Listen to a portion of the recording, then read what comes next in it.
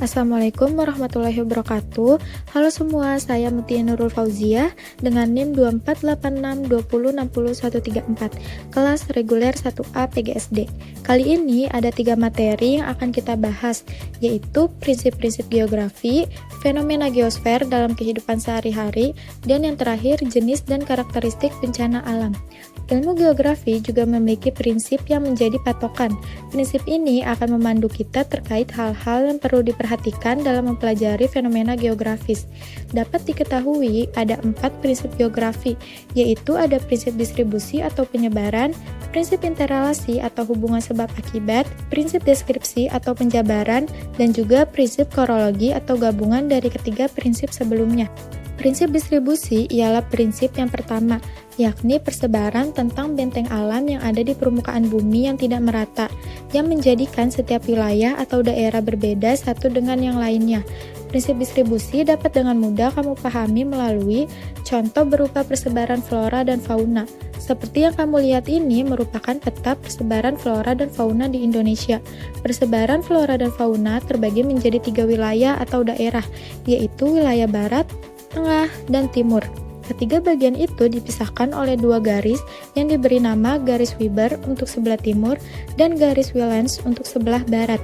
Adanya persebaran flora dan fauna tersebut menunjukkan adanya distribusi lokasi, sehingga dapat dipahami bahwa prinsip ini menjelaskan persebaran yang tidak merata antar wilayah, baik tentang aspek fisik dan aspek sosial. Selanjutnya, prinsip interrelasi atau hubungan sebab akibat. Prinsip interrelasi ialah suatu fenomena geosfer yang memiliki hubungan dengan fenomena geosfer yang lainnya.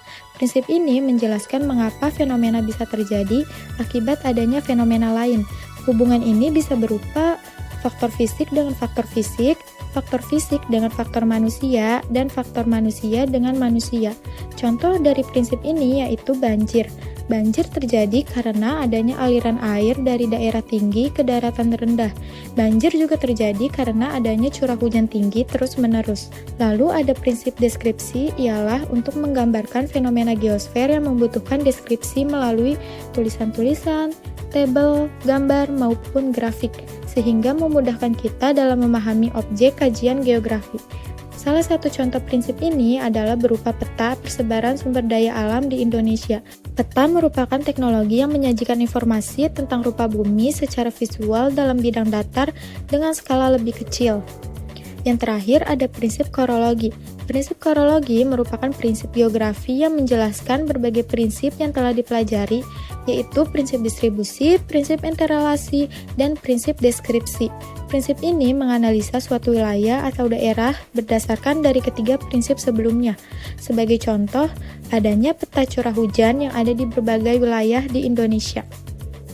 Lanjut pada materi yang kedua, yaitu fenomena geosfer dalam kehidupan sehari-hari. Geosfer merupakan suatu fenomena atau kejadian yang sudah terjadi di permukaan bumi. Fenomena geosfer terjadi pada lapisan atmosfer, litosfer, hidrosfer, biosfer, dan antroposfer. Yang pertama yaitu lapisan atmosfer. Dalam lapisan atmosfer terdapat beberapa lapisan udara dengan tingkat ketinggian yang bervariasi. Contoh dari fenomena pada lapisan atmosfer yaitu fatamorgana. Nah, fatamorgana merupakan suatu ilusi optik yang terjadi sebagai akibat dari pembiasan sinar matahari oleh udara dengan tingkat kerapatan yang berbeda. Penampakan fatamorgana umumnya ditunjukkan dengan penampakan genangan air di tengah padang pasir atau bisa juga di permukaan jalan beraspal yang terkena panas terik matahari. Selain fatamorgana, contoh lain dari fenomena lapisan atmosfer yaitu adanya perubahan unsur-unsur cuaca. Kamu pasti tahu kan, orang yang berada di daerah dingin cenderung memakai pakaian yang bahannya tebal, sedangkan orang yang berada di daerah tropis cenderung menggunakan pakaian yang berbahan tipis. Selanjutnya yaitu lapisan litosfer. Beberapa contoh dari fenomena yang terjadi pada lapisan litosfer adalah terjadinya gempa, adanya erosi, dan tanah longsor. Gempa dapat terjadi karena pergeseran lempen tektonik dan adanya aktivitas vulkanik. Lalu ada erosi yang merupakan peristiwa pengikisan padatan seperti sedimen, tanah, batuan, dan partikel lainnya akibat transportasi angin, air atau es, karakteristik hujan, dan material lain di bawah pengaruh dari gravitasi. Lalu ada longsor atau sering disebut dengan gerakan tanah, merupakan peristiwa geologi yang terjadi karena pergerakan massa batuan atau tanah dengan berbagai tipe dan jenis seperti terjatuhnya bebatuan atau gumpalan tanah besar. Yang ketiga yaitu fenomena pada lapisan hidrosfer. Hidrosfer terdiri atas semua perairan yang ada di permukaan bumi, seperti lautan, sungai, danau, serta sungai bawah tanah. Para ilmuwan memperkirakan jumlah dari air di permukaan bumi lebih dari 1.300 juta kaki kubik loh. Sekitar 97% air tersebar di permukaan bumi yang berada di lautan, sisanya adalah air tawar. Sedangkan 2/3 dibekukan di daerah kutub dan gunung salju. Contoh dari fenomena hidrosfer adalah keberadaan salju di pegunungan Jaya-Wijaya, Papua. Yang keempat, ada fenomena pada lapisan biosfer. Biosfer terdiri dari semua lapisan organisme makhluk hidup seperti tumbuhan, hewan, dan organisme bersel satu. Contoh dari fenomena biosfer yaitu adanya persebaran flora dan fauna di belahan bumi dan adanya keberagaman konsumsi bahan pangan yang dikonsumsi oleh masyarakat Indonesia. Yang kelima, ada fenomena pada lapisan antroposfer. Antroposfer merupakan lapisan manusia di permukaan bumi. Antroposfer sangat sering kita temui dalam kehidupan sehari-hari, seperti adanya keberagaman adat dan budaya yang terdapat di permukaan bumi. Pada materi yang terakhir yaitu jenis dan karakteristik bencana alam. Bencana alam atau natural disaster merupakan peristiwa alam yang mengakibatkan dampak besar bagi populasi manusia. Bencana alam dapat terjadi karena aktivitas dan pengaruh manusia serta anomali peristiwa alam. Secara umum, karakteristik bencana alam dapat dibedakan menjadi 3. Yang pertama, ada bencana alam geologi, yang merupakan bencana alam yang terjadi pada permukaan atau benteng alam permukaan bumi. Contoh dari bencana alam geologi yaitu gempa bumi, tanah longsor, dan gunung meletus. Yang kedua, ada bencana alam meteorologi, yaitu bencana alam yang terjadi akibat pengaruh iklim yang berdampak langsung pada kehidupan manusia. Contoh dari bencana alam meteorologi adalah badai, angin topan, kekeringan, dan kebakaran hutan. Dan yang ketiga yaitu bencana alam ekstraterestrial. Bencana alam ini terjadi di luar angkasa, akan tetapi akibatnya dapat kita rasakan sampai di permukaan bumi. Contoh dari bencana alam ini adalah hujan meteor dan badai matahari. Selanjutnya ada jenis-jenis bencana alam. Yang pertama ada banjir, yang merupakan peristiwa terbenamnya daratan karena volume air yang meningkat. Banjir dapat terjadi karena adanya luapan air yang berlebihan di suatu tempat akibat curah hujan yang tinggi, adanya luapan air sungai, atau terjadi karena bendungan sungai yang pecah. Adapun faktor yang mempengaruhi terjadinya banjir yaitu karena ulah manusia. Di antaranya dengan membuang sampah sembarangan, banyaknya sampah yang dibuang sembarangan ke dalam saluran air menyebabkan selokan dan sungai menjadi dangkal. Akibatnya aliran air menjadi terhambat dan tergenang. Banjir juga dapat terjadi karena tidak adanya saluran air yang menjadi sarana air mengalir hingga air akan menggenang.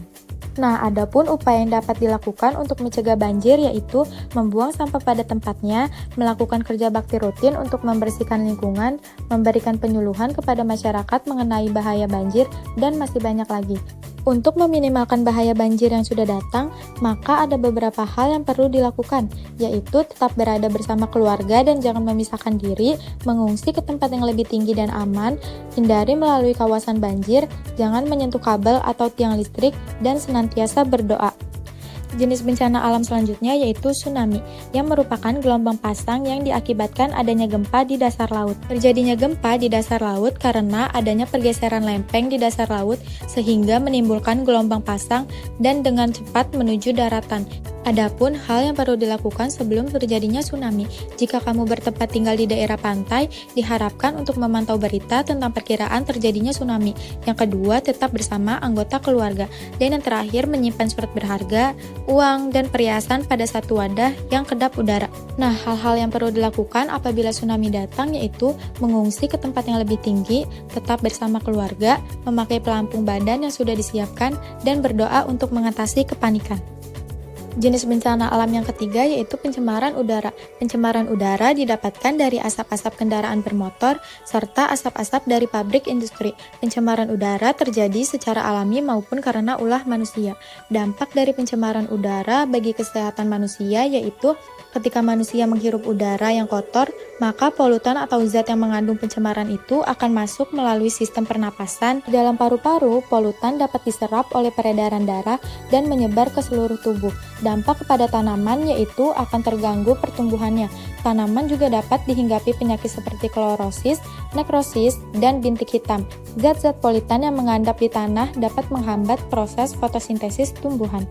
Lalu ada gempa bumi yang merupakan suatu getaran atau getar-getar yang terjadi di permukaan bumi akibat pelepasan energi dari dalam bumi secara tiba-tiba yang menciptakan gelombang seismik. Gempa bumi terjadi karena adanya pergerakan lempeng bumi. Lempeng tersebut mengalami pergeseran, pecah, maupun mencuat ke atas. Indonesia merupakan salah satu daerah yang rawan gempa loh, karena Indonesia berada pada jalur gempa teraktif di dunia dan dikelilingi oleh cincin api Pasifik. Nah, proses terjadinya gempa dibedakan menjadi 3 jenis, yaitu yang pertama ada gempa tektonik. Gempa tektonik merupakan gempa yang paling sering terjadi. Gempa ini terjadi karena pergeseran lempeng bumi, pergeseran pada sepanjang bidang patahan menimbulkan getaran dan goncangan yang kemudian merambat ke segala arah melalui materi-materi penyusun bumi. Kedua, ada gempa vulkanik. Gempa vulkanik adalah gempa yang disebabkan oleh peristiwa vulkanisme, baik itu sebelum terjadi, sedang terjadi, atau sesudah terjadi peristiwa letusan gunung berapi. Gempa vulkanik biasa terjadi di sekitar gunung berapi saja. Pada saat gunung meletus, akan mengeluarkan material dari dalam gunung berupa batuan, gas, cair maupun padat yang menimbulkan getaran di sekitar gunung berapi tersebut. Dan yang ketiga ada gempa batuan, adalah gempa bumi yang terjadi akibat aktivitas manusia di permukaan bumi. Gempa ini sering disebut dengan gempa bumi runtuhan. Gempa ini merupakan gempa dengan skala kecil karena daerah yang terpengaruh berkisar 1-100 meter. Lalu ada hal yang harus diterapkan untuk mengatasi dampak gempa.